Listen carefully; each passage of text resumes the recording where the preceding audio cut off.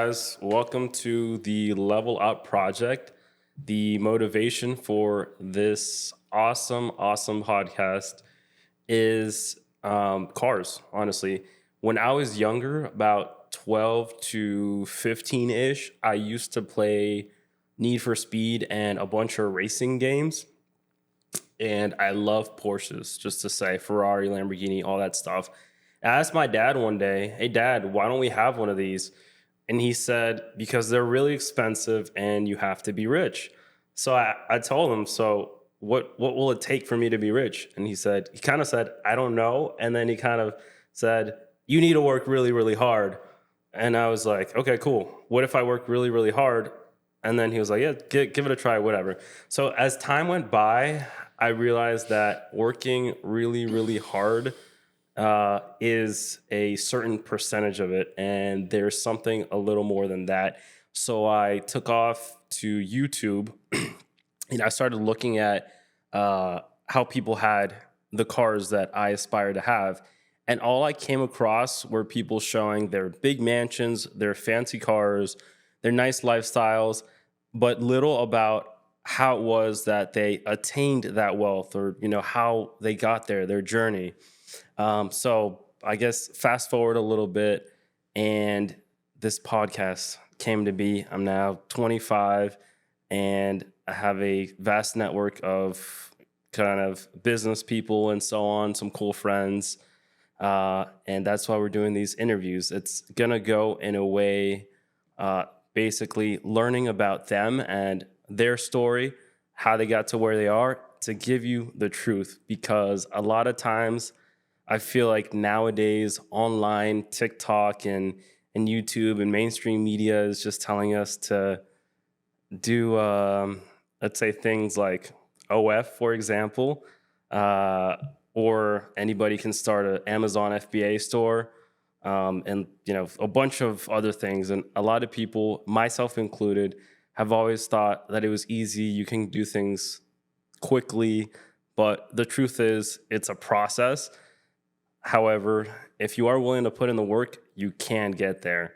So next up, I have a good friend of mine, Jeremy Diouf.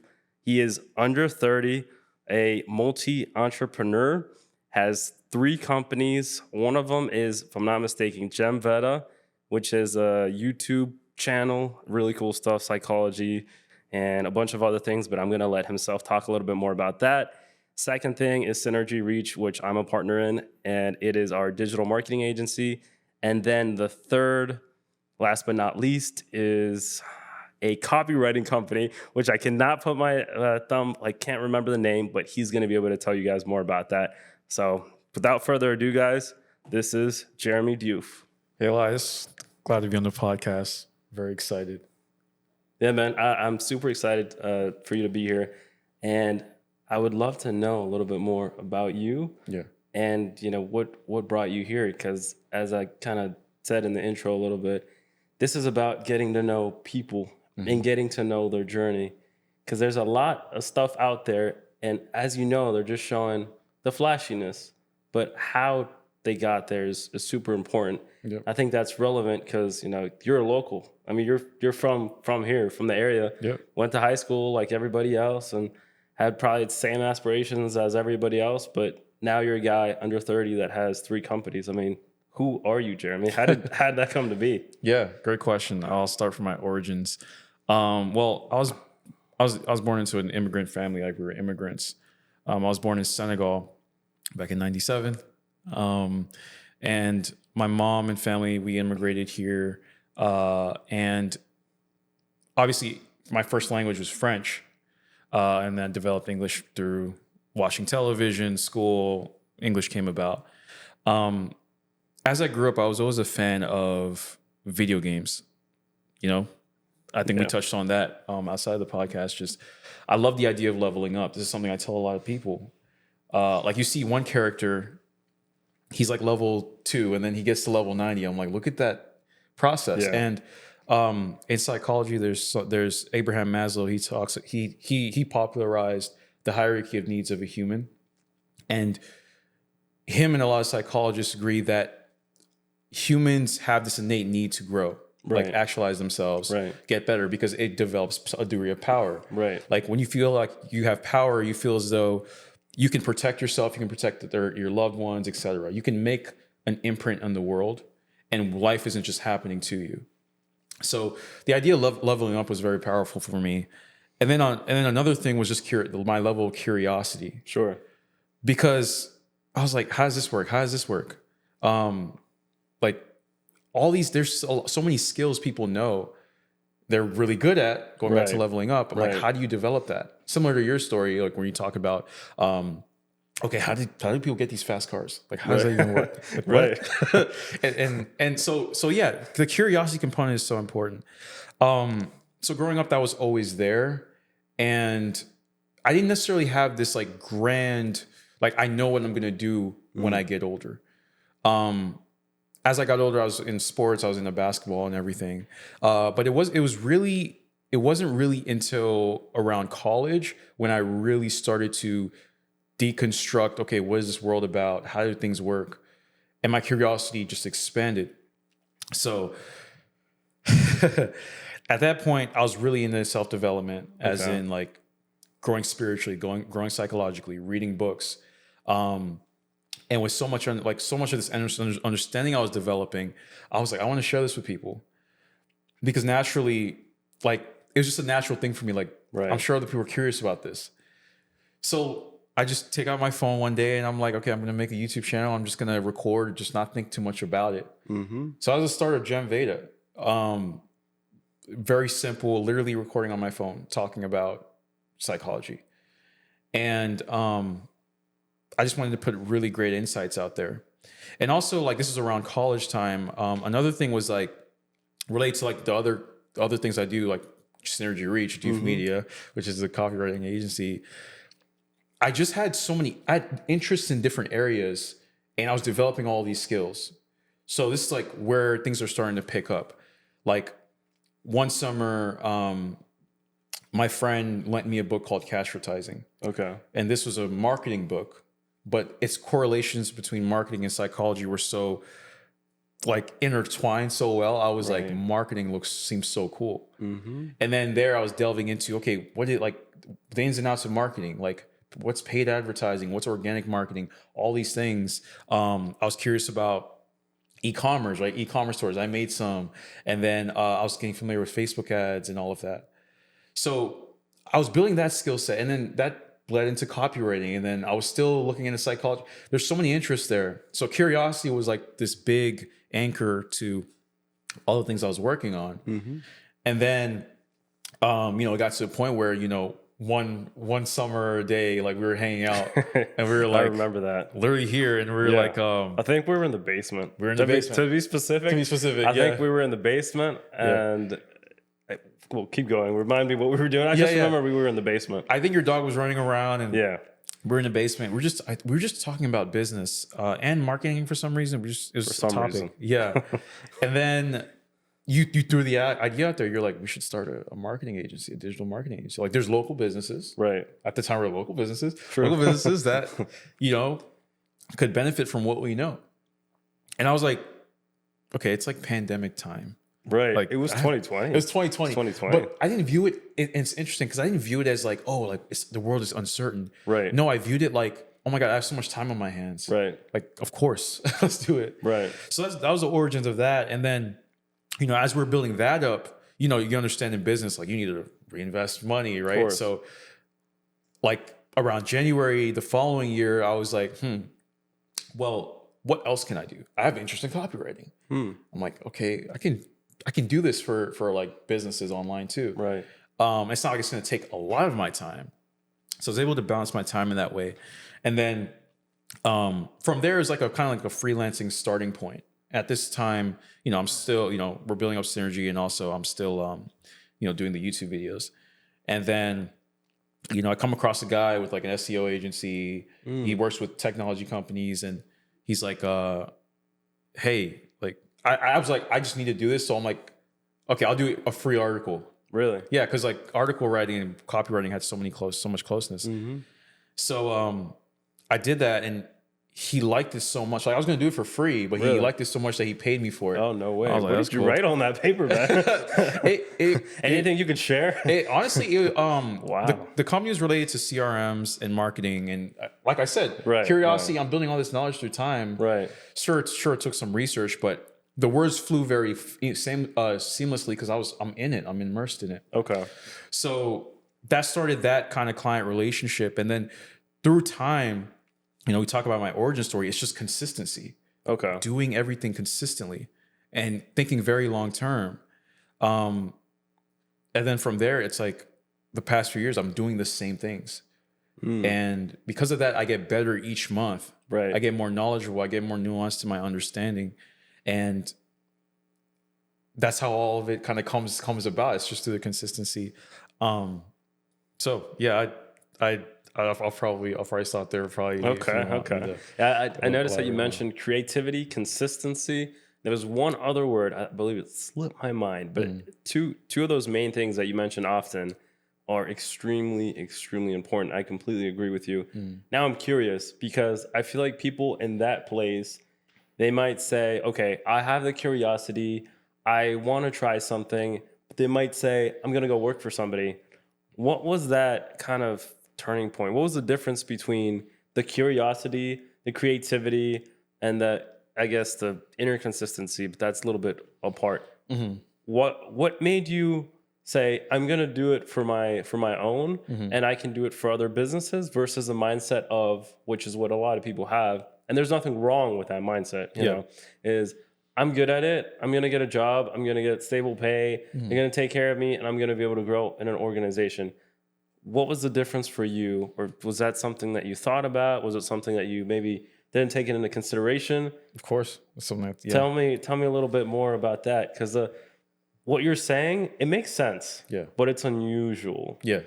Yeah. Most people, again, they work at a job and then they're like, okay, I can do this on my own. You just said, okay, I love it. I can do it on my own. Yeah. It came down to my values. I just really valued entrepreneurship and being an individual.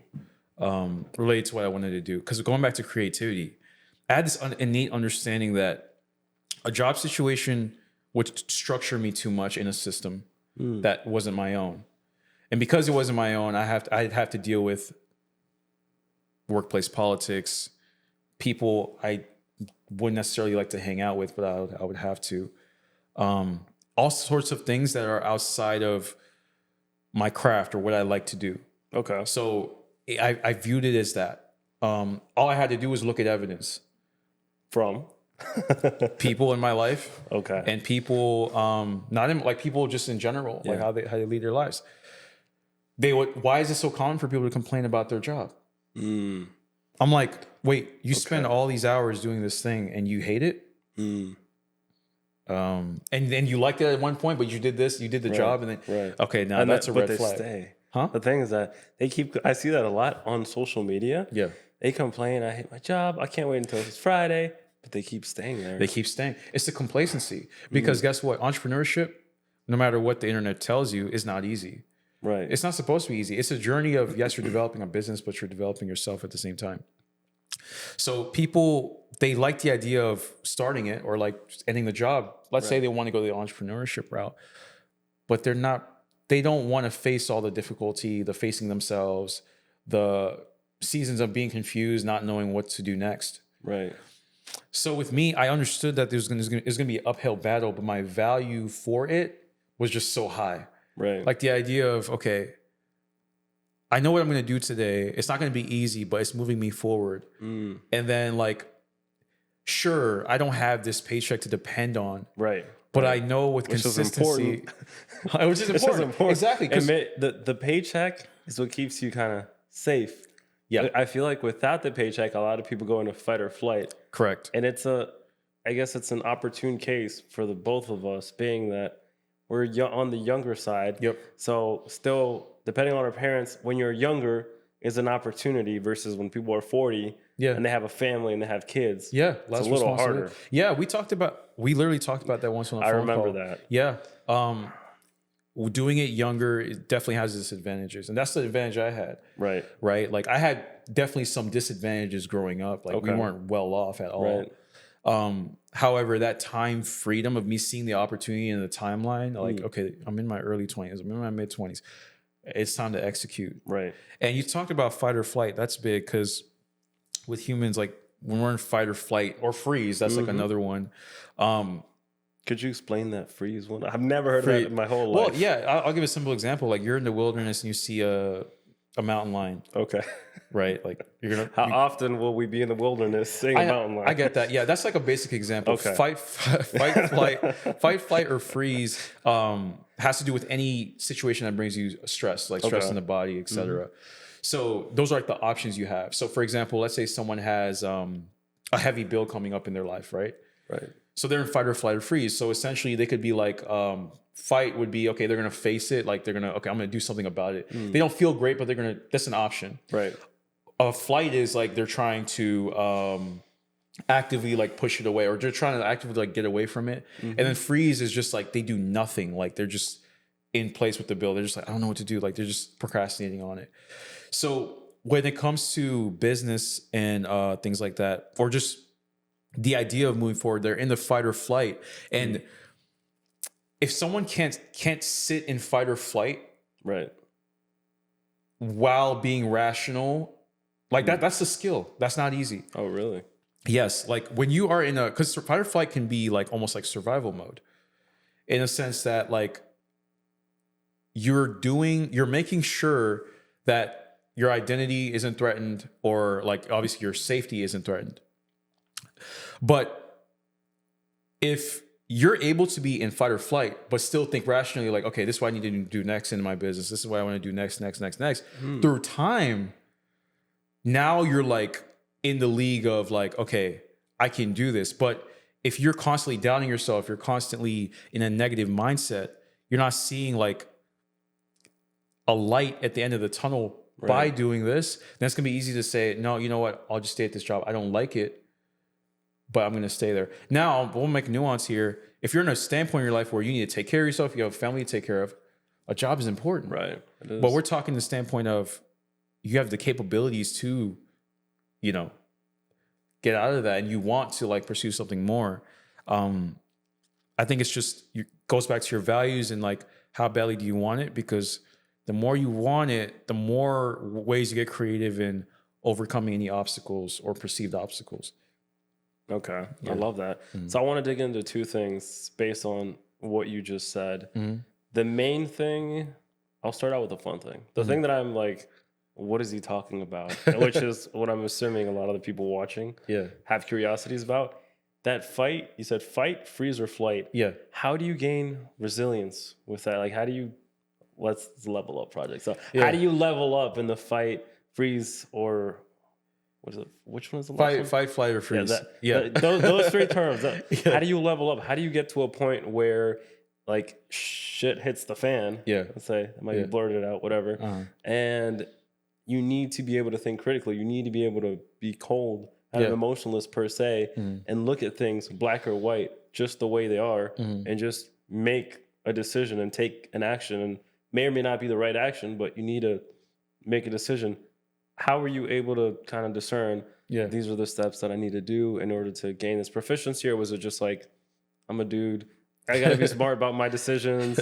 Let me just make it happen, and I'll learn from my mistakes. That's the first one. And then I have a second one for you. Yeah, for sure. So personality types play a big role in that, and how well you can initially handle like threats, like, or stressors, etc. Right?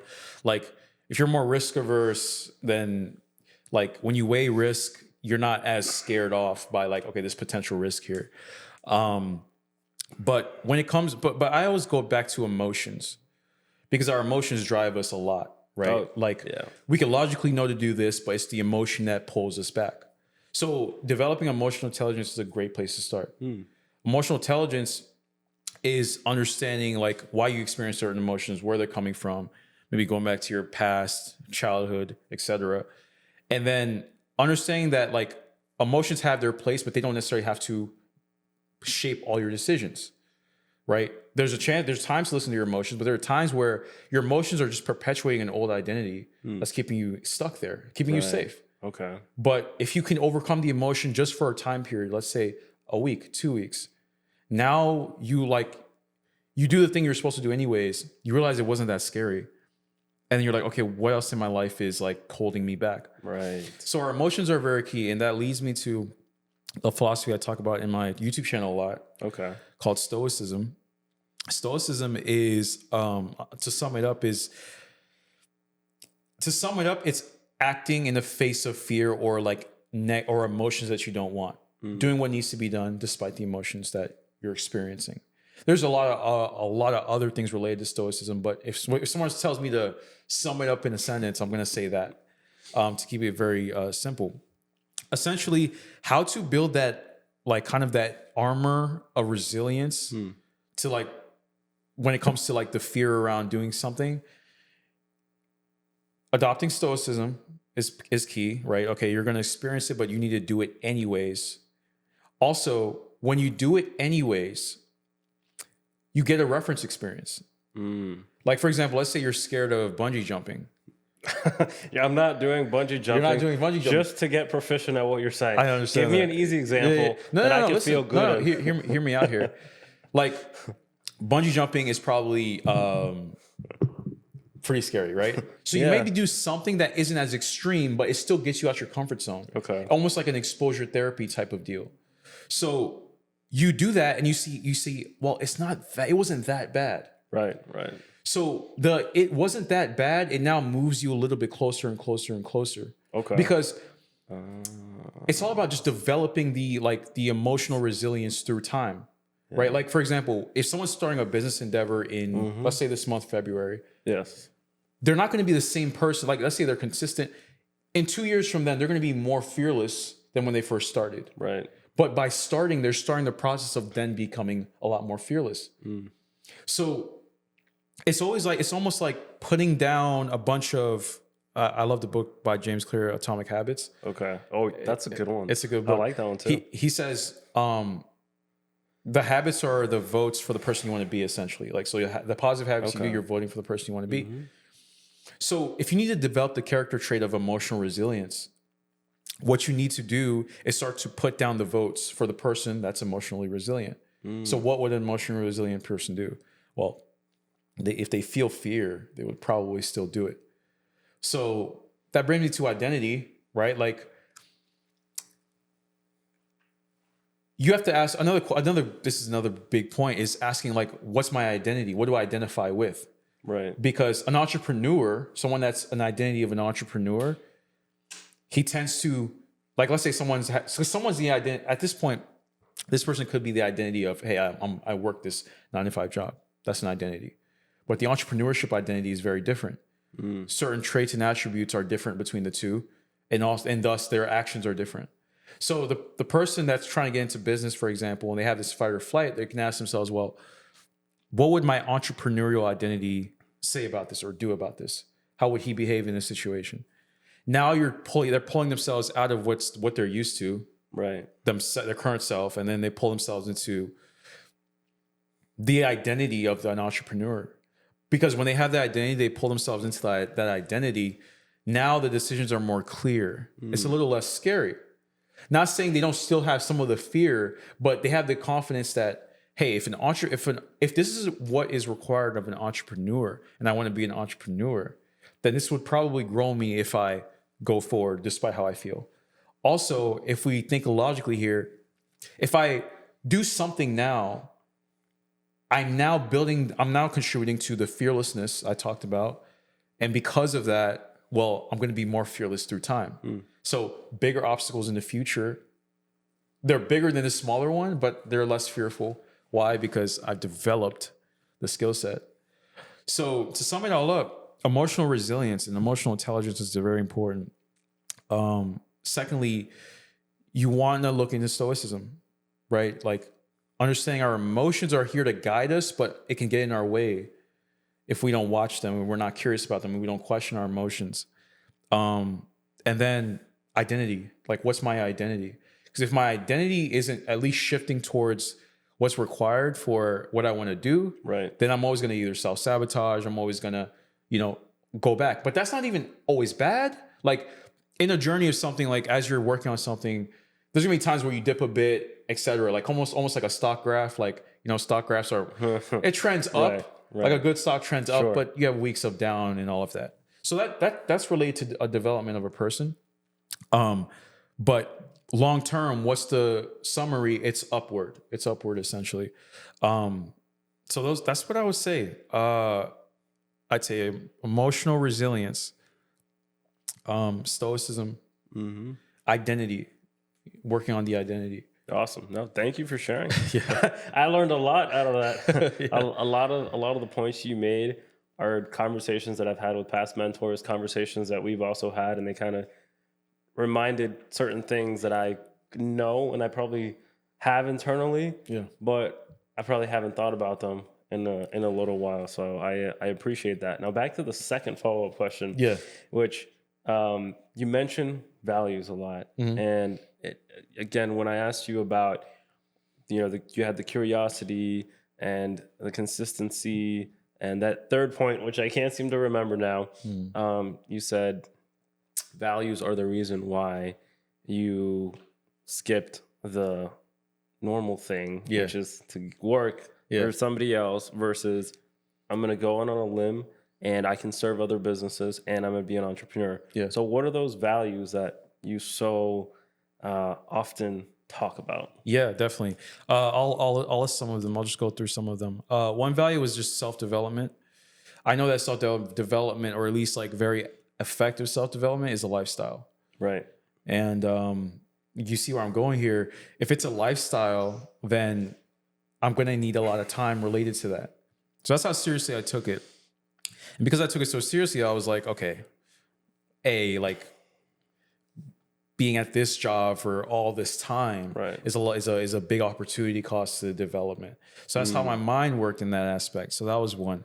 Secondly was just level of freedom. And you hear this a lot in the entrepreneurial community. It can sound kind of corny. It can sound, people say it a lot, but there's some validity to it. Because the way I view freedom is just like kind of going back to kind of this personal power. Like I have decisions, I have some options, right? And I felt like, especially around pandemic time, a little bit before, I felt those glimpses of freedom. And I was like, this is so great. Right. It's not going to be easy to like to get to like long term, but I would have so many regrets not trying that. Right. So that was that. Another thing was just related to, as I was delving more into the psychology of people, I was understanding more about narcissism. I was understanding more about dark triad traits. Right. I was understanding more about how jealousy works. There are so many things that I was like, there's so much going on in a given, like, let's say office space with people I don't know, but we just work at the same place. Right. There's so many things that could end up just affecting me in a way that I don't want. Like excess drama, excess things of just that I don't, because I was like, entrepreneurship, I'm the one building my team. Right. I'm the one not only assessing the person's like how effective they are when it comes to work, but also like personality, how well we mesh. In our digital marketing agency, like our personalities, me and you, it meshes so well. Do they? I don't know, do they? You tell me. Yeah, I would definitely say so. I don't know about you, but I'd definitely say so. I agree. So, I was just curious what you'd say. Yeah. So because of that, like we can weave seamlessly almost between like our friendship convos and our business convos. Right. So there was that thing, and you can make the argument like in a job, hey, you'll meet someone like that, but you give it up to chance. Right. I just like the idea of this, like this personal power, this ability for me to, going back to Maslow's hierarchy of needs, like just, I'm able to affect my life. I'm able to make moves how and in which way I like. So all these things essentially came together, and it kept me on the entrepreneurial path. And there's nothing anyone could say to get me off of it. I mean, I had family, phone calls. I always say this, phone calls, my mom talking to me, my brother. I love them. But I was like, they're not going to understand what I'm doing yet, but in due time they will.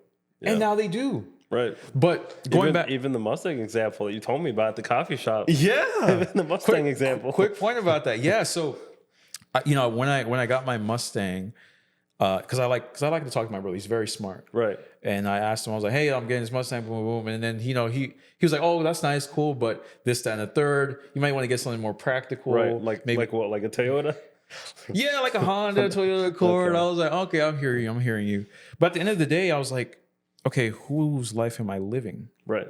Right. And he's coming from a good place. However, he's not coming from the place of my preferences. Right. I know my preferences. I know why I'm getting the car outside of, hey, I like the color blue. Uh-huh. No, it is the car to me signifies like, because you think of a Mustang, what do you think? You think of an outlaw. You think of someone treading it, like you think of treading your own path. You think of speed, horsepower, right? So it was kind of like a metaphor of like, okay, this path I'm going. Right. Outside of college, And you know when what you I say mean? outlaw, you're not saying we're not saying Jeremy breaks laws. What we're saying, what we're saying is you skipped the route that everybody takes. Correct. You are your own, man. Correct. And you live the life that you want to live on your terms because of the decisions that you make and because of the values that you have. That's right. I just want to clarify. That's what we mean by outlaw. That's right. So we don't get any confusion. Yeah. Thanks for clarifying that up. Also, yes, words work. That's how words work. And by the way, guys, outlaw is an archetype, like a union archetype. Sure, Here's what I mean. Sounds like a cowboy, man. Cowboys are outlaws. No, there are different archetypes in humans, like the wise old man, the king, the lover, the magician, the outlaw, the peacemaker. Like, if you read a story, you're gonna come across an archetype of someone, like the nerdy guy. There's archetypes that we see consistently. Right. And it's not like just because we don't identify with the archetype doesn't mean that part of that archetype isn't in us. For example, a king, you may be like, oh, I'm not a king with a crown and a throne. Obviously, you're not. Right. But are you someone that's confident within? Are you someone that's a decisive person? If you are, then you have some king-like attributes to you. So it's not. So that's what I meant by that. So thanks for clarifying that out. But going back to the story, that was the purchase, and it was only me that could really come up with that. I couldn't expect someone else to. So my decision was outside of the typical. This is the cost. This is the longevity. This is the mechanics. It's it was outside of that. So that's the thing. Okay, about that story. that's fair. Yeah. So pivoting from that, now let's get a little bit into lifestyle as an entrepreneur. I mean, I'm sure everybody at home wants to know. Yeah. Lifestyle, like you talk about freedom a lot. I mean, what's your lifestyle like? Firstly, I'm going to get into that. Firstly, I want to say entrepreneurship allows, like I say, a flexibility and creativity in the lifestyle you want to build. So it can be more individualized. Not saying people don't create creative lifestyles, working job. Of course, it's about what you value. At the end of the day. They do, but exactly. Time off is different than you know. So my lifestyle, I do have more time, right? I do have more time to myself, as I've always wanted. I wake up anywhere between 8 a.m. to 9 a.m. I'm not an early riser, but if I have to rise early, I'll rise early. I get into my meditations usually. Meditation has done wonders for me. Nice. That's another thing when it comes to fight, flight, freeze, and stressors in your life. Meditation, quieting the mind, quieting the bodily reactions. Do you go or what? What are we talking? Yeah, usually I like to listen to a frequency. Okay. Like a high frequency music, like 432 hertz music. Makes me feel great.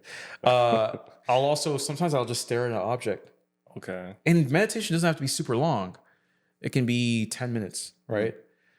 So I start my day off in meditation. And I obviously have a list of things to do. And the way I view it is I developed the skill of doing the most important tasks. And because of that, I'm very confident in, okay, if I'm going to be productive, I know I'm doing the most important things. And from a lifestyle standpoint, this is what I also like about it is my days, I know myself to the point where I know when I need to take a break and I know when I need to keep going. Whereas I know with me, if I was in an office setting, there's this structured break time that everyone's supposed to have, a break. Right. But what if you're not ready for a break, or what if you don't want to take a break at that time? Right. So there's that. So I'd say time freedom. Also, just more creativity in what I want to do. More time for walks. I love my walks. More time for like exercises.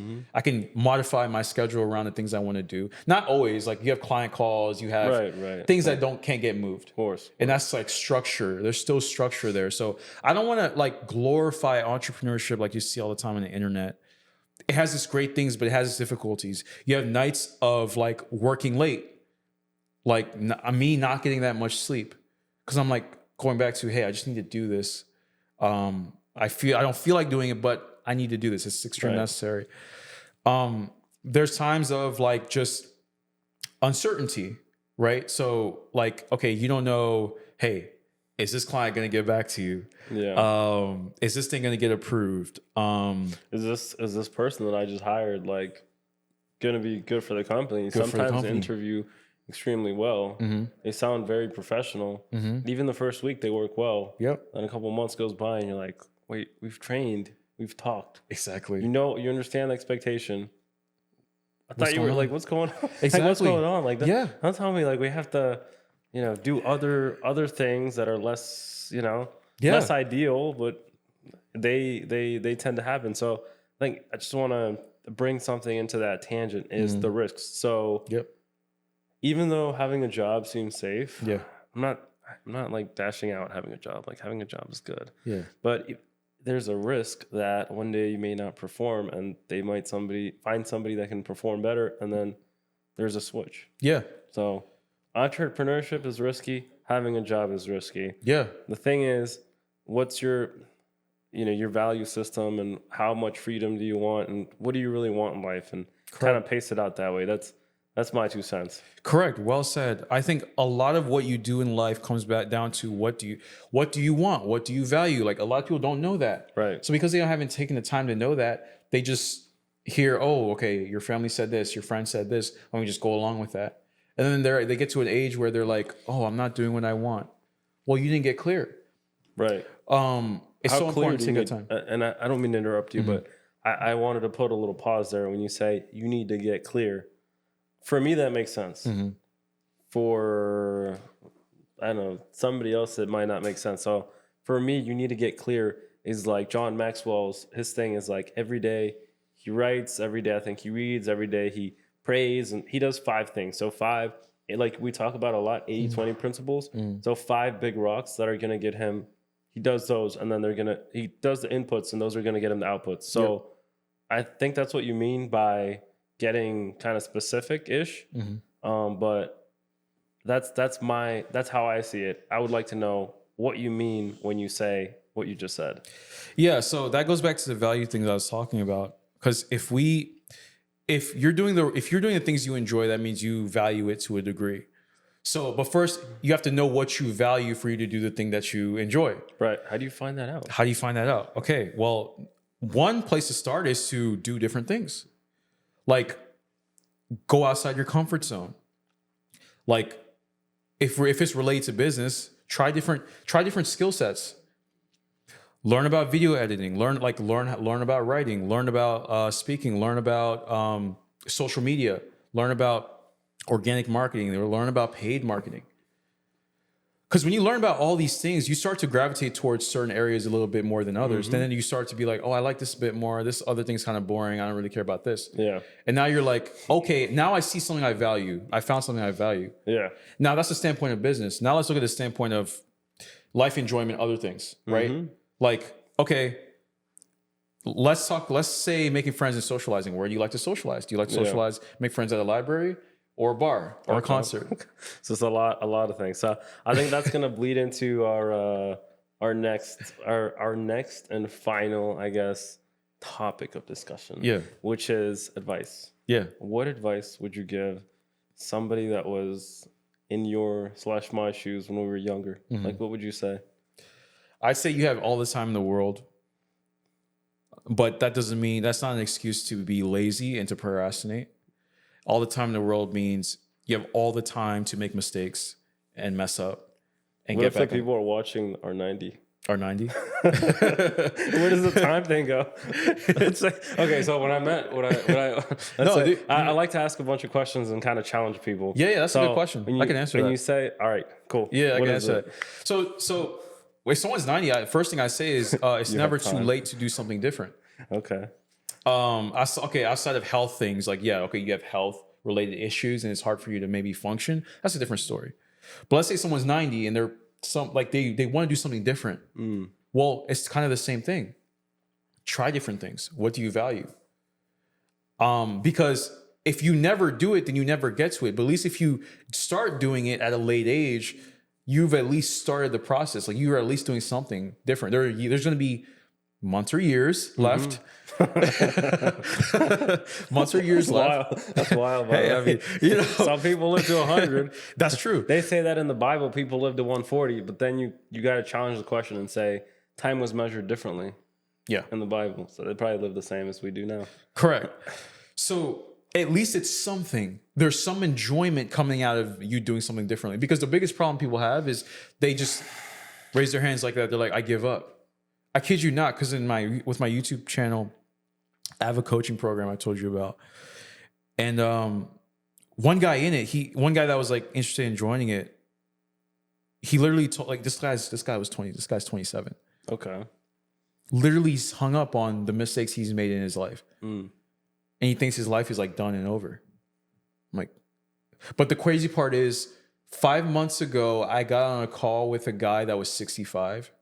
Really? Working on his alcoholic addiction. Good. Actively. Good. And seeing potential in himself. I love it. He was 65. Wow. Most people retire at that age. Man. This guy's 27 telling me it's over. Yeah. So I was like, dude, I'm 26 and I made a bunch of mistakes. Like, keep making more mistakes and keep growing and keep getting better. 100%. It's a requirement. And when you make mistakes, do it consciously. What I mean by that, when you make mistakes, learn from it. But understand it's part of the journey. And then when you do good things, pat yourself on the back, self-validate yourself, because it's going to give you more of that boost. Right. You know what I mean? Like, that's so critical. The things I know, like, in my businesses, the things I know today are a result of the mistakes I've made, not just education from others, but like mistakes, right? Like wrong offers to a wrong market, or like just the wrong marketing strategy here, the wrong words said on this landing page, the wrong editing style in my YouTube videos. Right. So it's the mistakes that grow us. And then it's important to encourage ourselves as we identify the right actions we've done. Because if we don't, we just get hung up on the mistakes. And it's like, it's always like this self-critical thing going on. And that's hard for like long-term progress. So that's what I would say. I would say people should do more things and they'll gravitate towards more. They'll find more things interesting. Like, be a doer, try different things, and you're going to gravitate towards some things. And don't have this idea of my past mistakes, oh, my life is over. Like, there's people literally in their 70s, like running marathons now, training themselves. Right. Like this, and it's part of it. Society is a construct of age. In your 20s, you should be like this. In your 30s, you should have this. 40s, there's constructs. Married, kids. Correct. Exactly. Yeah. But whole nine. These are just constructs. You can construct your life in the way you want. Very important to understand. Yeah, I love it. Yeah, man, I feel like I learned a lot today. Yeah. Definitely a good initial episode for the Level Up project. Yeah, number one. So I want to thank you, for being here. Yeah, and for sharing, what you know, and just for taking the time. Yeah, this is awesome. You could be anywhere in the world right now. You could be any state, any country, and you chose to be here. Yeah, so I appreciate that, man. No, yeah, thank you for having me. I appreciate your friendship as well. Yeah, 100%. All right, guys, that's it. Episode 1, Level Up Podcast.